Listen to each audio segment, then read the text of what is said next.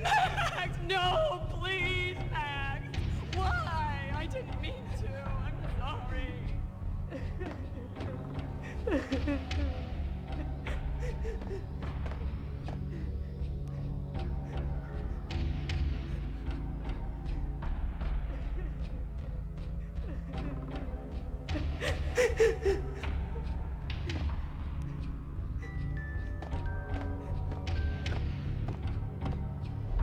Should have known it when we found you snoring next to Lupino's corpse. A comedian, huh? The pictures were filled with good... Alex and I had a few moments of glory between us. Crime-fighting comrades, the best in NYPD DEA collaborative team. Good-hearted macho bullshit like that. I would have given anything to have him here as my backup. No such luck. No luck at all. Old times. Michelle looked at me from the photo. The Payne family. Happiness captured in a Polaroid moment. I had thought it would last forever. Till death do us part. I didn't want to think about it. As long as I didn't, it could never happen. But I had broken my own rule. The thought had already slipped in. Fear was rusty needles poking at my brain. Cold and scaly, it slithered down my chest.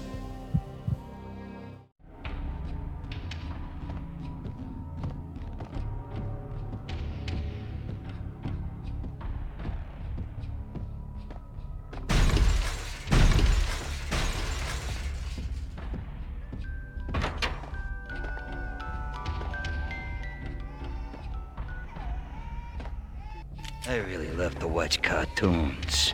Captain Baseball Bat Boy's my favorite.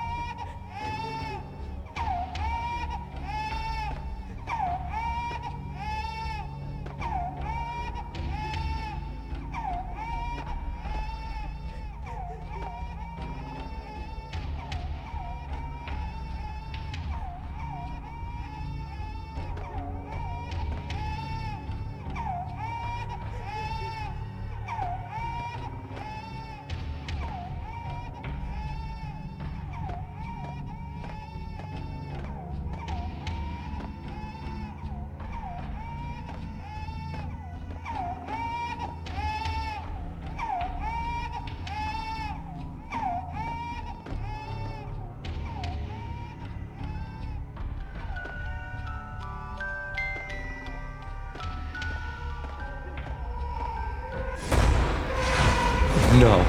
No, no, please God, no.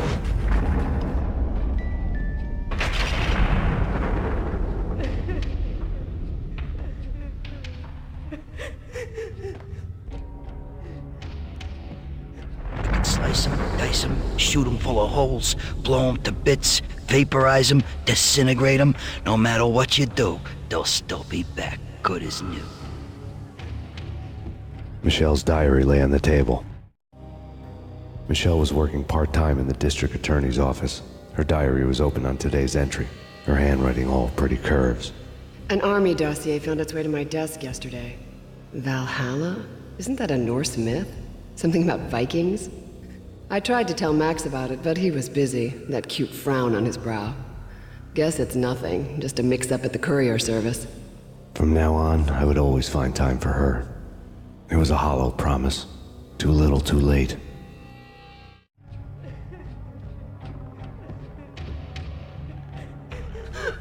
Max, no, please, Max. Why? I didn't mean to. I'm sorry.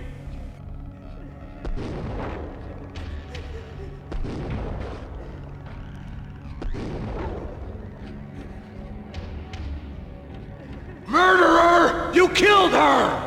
Nothing like that ever happens in the real world.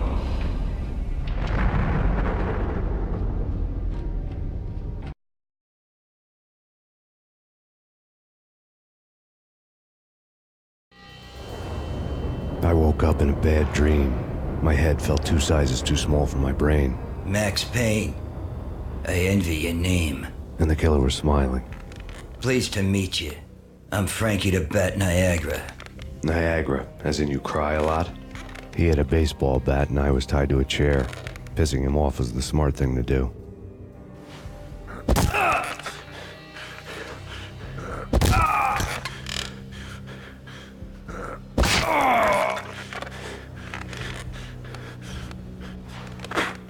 Nothing wrong with a little laugh now and then. Take me, for example. I love to watch cartoons. Cartoon violence is a fascinating thing. Let's take a break. I need to take a leak and maybe grab a cold one at the bar. Don't worry. I'll be back to finish this off. And then, it's checkout time. You play, you pay, you bastard. He swaggered out, and the door clanged shut behind him, locks clicking into place. Everyone makes mistakes. Mine hadn't been to crack jokes about the goon with the bat. He'd have cracked my skull regardless. It hadn't even been to trust a girl with a gun. I had blindly gone after the first bad guy on my hit list when I should have been aiming further up the ladder, at the head of the Punchinello family. I couldn't bring myself to be pissed at Mona. Guess I had a soft spot for a pretty face.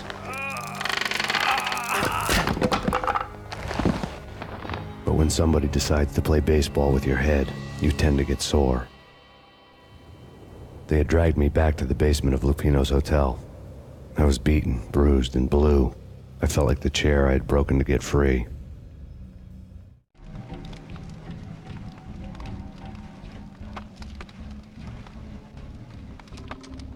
All I had was Niagara's bat, sticky with my own blood. Without a gun, I'd be no match for Frankie's men. I'd have to play hide and seek with them.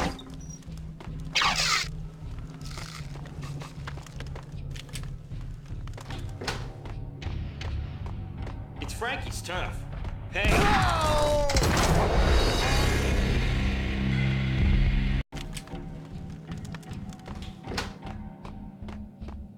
It's Frankie's. Yo!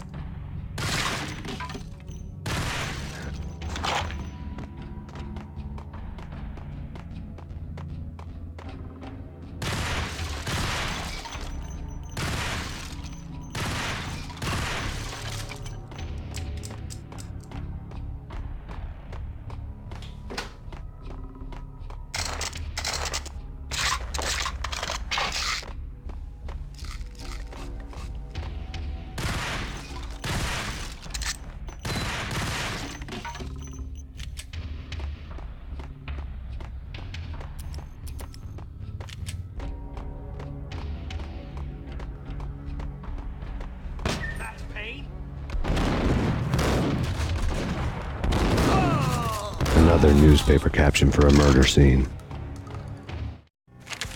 Frankie had left his calling card, a Captain Baseball bat boy strip, next to a sewer passage filled with bodies.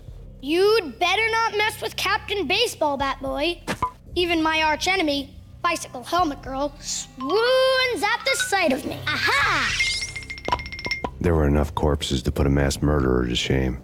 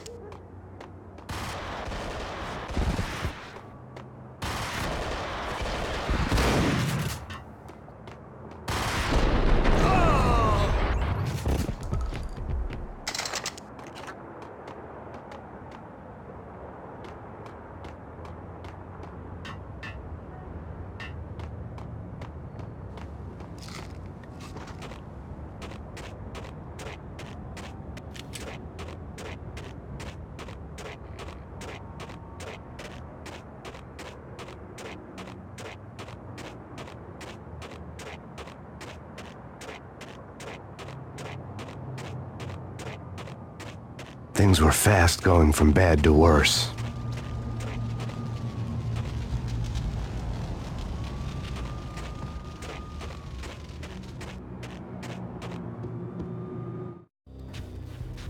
The men in blue had come and gone. They had decorated the place with chalk outlines and tied it together with yellow tape. The cops who had stayed behind were dead. Frankie, his boys, and I had the place all for ourselves.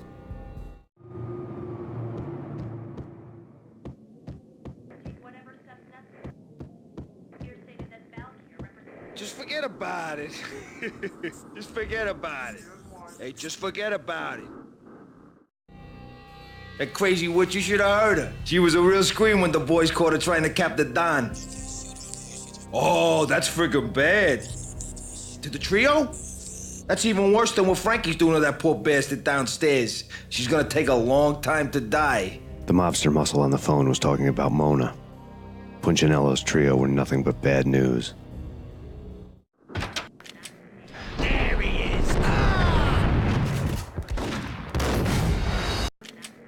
It's Payne.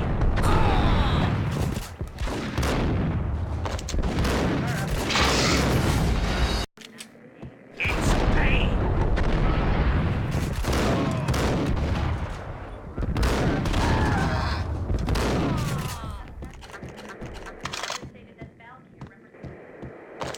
More evidence that The fact remains that all the victims so far identified in the Ragnarok shooting have been known criminals, many of whom had large doses of V in their blood.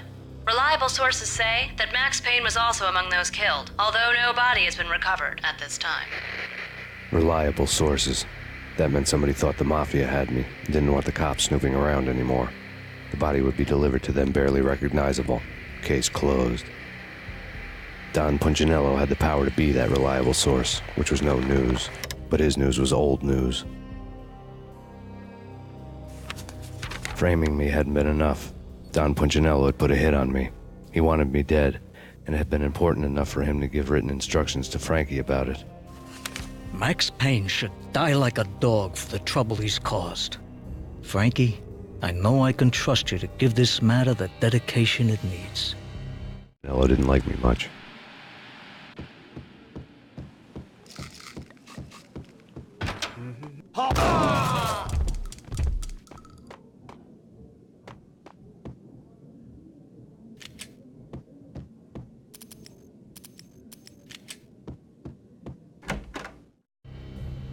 The hotel bar was fast developing quite a history.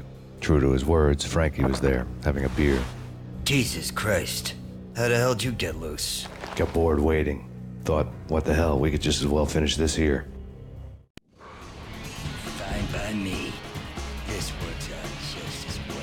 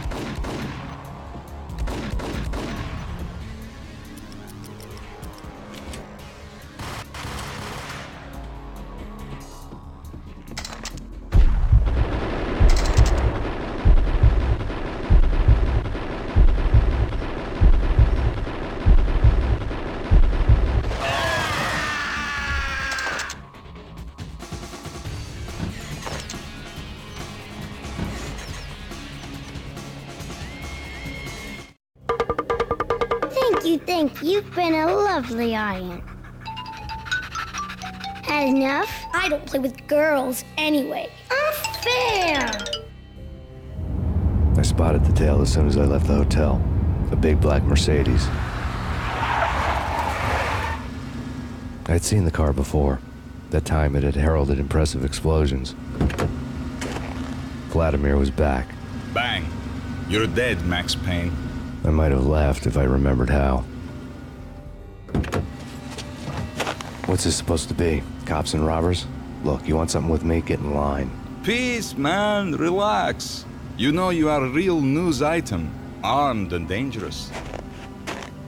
I am going to make you an offer you can't refuse. I've always wanted to say that. It's a bum rap. I've been framed. Well, that's a moot point. Whatever you did or did not do, I'm sure you had good reason for doing it. Want to hear me out? I'm listening.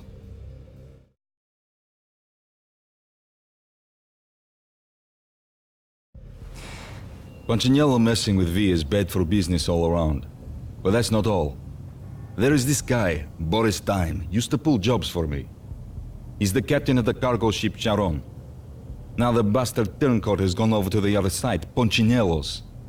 The ship's loaded with high-res hardware, guns, my business. If Punchinello gets hold of that cargo, he's won and I have lost. And you'll have your work cut out for you. If you want to get to Punchinello, you will need heavy-duty persuaders. I am just the man to get them for you. Change the ship back under my flag, maybe pop 2 in the traitor Dime's head while you're at it. You'll get enough guns to start the apocalypse. You in or out? Let's get this show on the road. Vladimir was one of those old-time bad guys with honor and morals, which made him almost one of the good guys. None of us was a saint. The Brooklyn riverfront was a maze of rusty containers, sharp-boned cranes looming up from the snowstorm. On a night like this, you couldn't help but think of the dark army of dead men sleeping with the fishes, cement shoes in line. No Minotaur lurked in this labyrinth, but somewhere out there, on the clanking deck of his cargo freighter, the skipper of the Cheiron was waiting, like the ferryman of the river Styx. What the?